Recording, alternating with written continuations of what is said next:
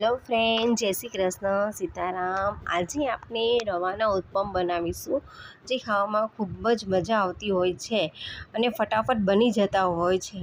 તો ચાલો આપણે એને બનાવીએ। એના માટે જોશે 1 વાટકો રવો અને છાશ।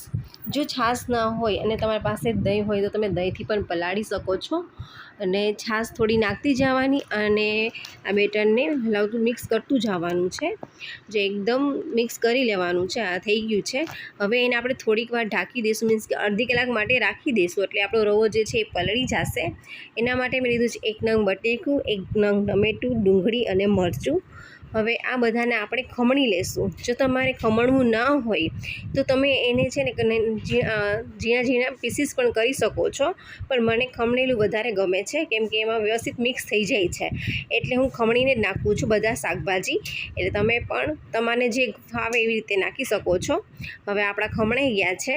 હવે આપણે જે રવાનું જે બેટર છે જોઈ લઈએ કે વ્યવસ્થિત પલળી ગયું છે કે નહીં। તો જો એકદમ મસ્ત પલળી ગયું છે।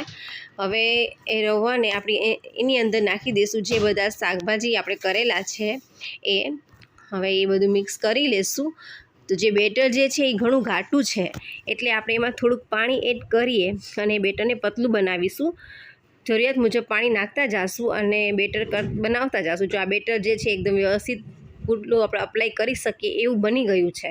હવે એમાં નાખશું થોડુંક જીરું અને સ્વાદ અનુસાર મીઠું નાખીશું। ત્યાર પછી એને થોડીક કોથમરી એડ કરીશું। હવે એકદમ મિક્સ કરી લેશું। અને આ જે બેટર છે એ બહુ ઘાટુંય નહીં ને બહુ પતલુંય નહીં, એ રીતનું રાખવાનું છે। હવે જો આ થઈ ગયું છે આપણું બેટર, જે પુડલા બનાવવા માટે રેડી થઈ ગયું છે। અને ઉત્તપમ જે છે એકદમ ક્રિસ્પી હોય તો ખાવાની મજા જ કંઈક અલગ હોય છે।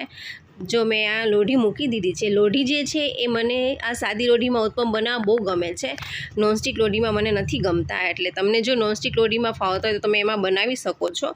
હવે એમાં થોડું તેલ નાખ્યું છે અને હવે એમાં આપણે જે બેટર છે એ નાખીશું અને એને આપણે મેં જે છે એ એક કાર્ડ વડે એને અપ્લાય કરી દઈશું। તમે ચમચાથી પણ અપ્લાય કરી શકો છો। હવે એકદમ વ્યવસ્થિત અપ્લાય કરી જેટલું ફેલાવશું એટલું સરસ ઉત્પમ બનશે, કેમ કે જાડો ઉત્પમ જે છે એ ખાવાની મજા નથી આવતી। એટલે થોડુંક પતલું હોય છે તો એકદમ ક્રિસ્પી બને અને ખાવાની પણ મજા આવે અને કાચો ન લાગે। એટલે મને તો આ એકદમ વ્યવસ્થિત અપ્લાય થઈ ગયેલો જ ગમે છે। અને ચારે બાજુ આપણે થોડુંક તેલ નાખી દઈશું અને થોડું થોડું કરીને આપણે ઉઠલાવવાની ટ્રાય કરશું તવીથાથી, કેમ કે ઉત્પમ જે છે રવો જે છે એ એકદમ ચોંટી જતો હોય છે અને તૂટવાની પણ શક્યતા વધારે રહેતી હોય છે। એટલે એને ધીમે ધીમે ઉઠલાવવાની ટ્રાય કરવાની છે। જો ઉઠલે નહીં તો થોડીક વાર રહેવા દેવાનું, કેમ કે થોડીક વાર પછી ઉઠલી તો જશે જ, એટલે એને ધીમી આંચ પર રાખવાનું છે। એકદમ ફાસ્ટ ગેસે એને રાખવા નથી, નકરી દાજી જશે અને એ સારો નહીં બને। એટલે મીડિયમ ફ્લેમ ઉપર તમે રાખશો તો તમારો જે ઉત્પમ છે એકદમ ક્રિસ્પી અને મસ્ત બનશે। હવે જો આપણે ઉઠલાવવાની ટ્રાય કરી લીધી છે તો ઉઠલી ગયો છે અને પલટાવી દઈશું। જો કેટલો મસ્ત બન્યો છે, જરા પણ દાયજો નથી, એટલે એને ધીમે ધીમે આંચ ઉપર રહેવા દઈએ છીએ તો વધારે સરસ બને છે। અને હવે પાછું આપણે ઓઇલ ચારે બાજુ રેડી દઈશું અને જો કેવો મસ્ત લાગે છે। અને બીજી તરફ તો એ તરત જ ઓલો થઈ શેકાઈ જાય છે અને બે બાજુ હવે શેકાઈ ગયો છે આપણો એકદમ ક્રિસ્પી ઉત્તપમ રેડી થઈ ગયો છે। તો ચાલો હવે એને આપણે પ્લેટ ઉપર લઈ લઈએ। પ્લેટ ઉપર કાઢી લીધી છે અને હવે એને આપણે સર્વિંગ પ્લેટ તૈયાર કરશું એની।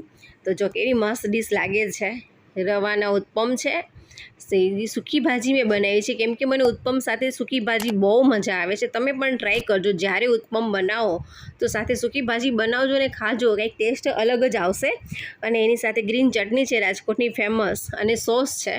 તો મને તો આ બહુ મજા આવે છે ખાવાની, તમે પણ ટ્રાય કરજો। જો તમને મારી આ રેસીપી ગમે તો લાઈક કરજો, શેર કરજો, કોમેન્ટ કરજો અને બેલ આઇકન પ્રેસ કરવાનું ના ભૂલતા। Thank you.